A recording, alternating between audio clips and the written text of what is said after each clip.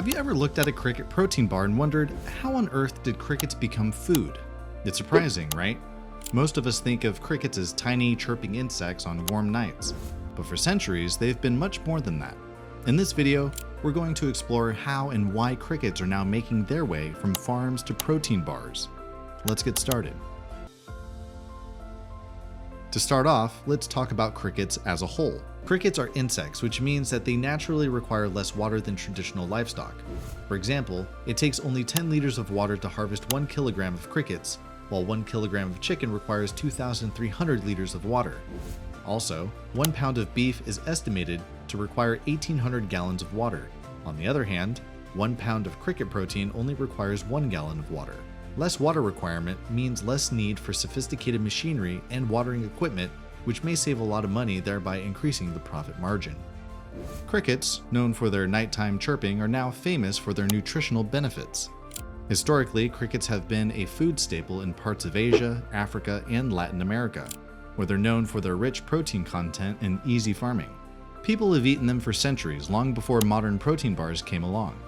As climate change and environmental concerns have grown, there's been a global push for sustainable, high-protein food sources that don't require massive resources to produce. That's where crickets come in. They're an efficient source of protein, vitamins, minerals, and even fiber.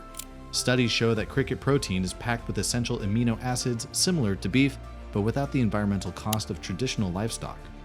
High-protein nutrition bars have become popular for athletes, outdoor adventurers, and even as emergency food or space food for astronauts. Unlike livestock protein, cricket protein production requires far less water, food, and space, making it ideal for eco-conscious consumers. Crickets are roughly 58 to 65% protein by weight, which means you're getting a lot of nutrition in a small amount. For example, 100 grams of crickets provides about 8 to 25 grams of protein, comparable to the protein in a similar portion of beef. With fewer resources needed for farming, crickets are an efficient, eco-friendly protein source. With over 60 cricket species, the most commonly used is Acheta domesticus, also known as the house cricket. It's preferred for its high protein content, mild taste, and ease of farming. Additionally, crickets release much less methane than cows, about 80 times less, and require far less feed and water, making them a truly sustainable choice. Crickets used for protein bars aren't caught in the wild, they're farmed specifically for food. The journey begins at specialized cricket farms where the primary house cricket species is raised in controlled environments designed to mimic natural conditions. These insects are raised in barns for large-scale production, with each barn having the ability to hold 100 million crickets at a time. These barns are designed to have large growth bins the size of a Yeti cooler, with the inside edges of the bins made slippery to stop the crickets from escaping. One of the essential aspects of raising crickets for consumption is their diet. Farmers feed crickets a nutrient-rich mix of grains and vegetables, ensuring that the crickets themselves have a nutritious food source. They are also fed a diet free from chemicals or artificial additives, which is essential to maintaining the purity and healthiness of cricket protein. Crickets lay hundreds of eggs at a single time, with each adult producing about 600 eggs. Having known that, it shouldn't be a surprise that cricket eggs are laid every single day on a cricket farm. Once the eggs are laid, they are quickly transported to the warm incubator room with a lot of tubs filled with dirt. After 9 to 12 days of incubation, depending on the species, the cricket eggs finally hatch. Once hatching takes place, the newborn crickets, called nymphs, start to climb onto the egg cartons, and that's where they are moved to the nursery room. After around 6 to 8 weeks in the nursery room, the nymphs reach full maturity and are ready for harvesting. This time frame is most suitable for commercial producers because that's before the exoskeleton of the cricket is fully formed. When the exoskeleton is fully formed, it will affect the milling process and reduce the protein content of the insects. The adult crickets are harvested by collection from the barn. They are then moved to the processing and milling facility, where they are then cleaned and put to sleep. Almost the whole of the cricket is used in the process, which means there's minimal waste. After the crickets have been harvested and taken to the cricket processing facility, they are then dried before the milling process. The crickets can either be dried under the sun, freeze-dried, placed in a food dehydrator, or baked in an oven, which is the most widely used technique due to its ability to fully preserve the nutritive content of the insects. They are dried to a certain moisture content that helps preserve the protein, vitamins, and minerals, and also ensures they can easily be milled into flour. After drying, The dried crickets are then ground with the use of two different grinding machines. The first machine is set to coarse grind. It is used to remove the lighter content of the crickets, like their wings, from the final coarse milling product. Next, the remaining coarse cricket flour is then placed in the second milling machine, which is set to a fine-grained size level to produce a smooth and fine cricket flour, which is then added to the protein bars as an ingredient. With the cricket powder ready, the next step is blending it with other ingredients to create a balanced, delicious protein bar. The cricket flour is mixed with other ingredients as chosen by the manufacturers to produce a certain flavor or recipe. Ingredients like plant and whey protein and flavorings like vanilla and cacao are mixed together with the cricket powder to create a homogeneous dough-like consistency, each ingredient complementing the protein content. The flavorings help give the protein bar a certain aroma and taste that is captivating.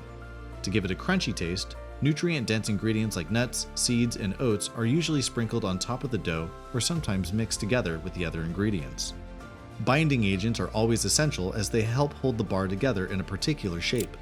Binding agents like dates, honey, and other natural sweeteners are normally used, and they also add a little sweet taste to the dough. Due to its high protein content, the cricket flour usually makes up 5 to 20% of the total ingredient mix, which is enough to boost protein levels without overpowering the flavor profile. Once the cricket protein mixture is blended, it's time to shape it into bars. The mixture, now thick and sticky, is transferred to molds or trays designed for bar shaping. Each bar is measured to ensure consistent size and weight, providing consumers with reliable nutrition information on the label.